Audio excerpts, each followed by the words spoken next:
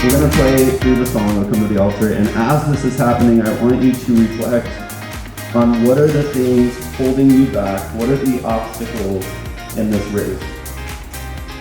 What are you running towards in your life? Is it these things around the room? Because if they're empty of Jesus,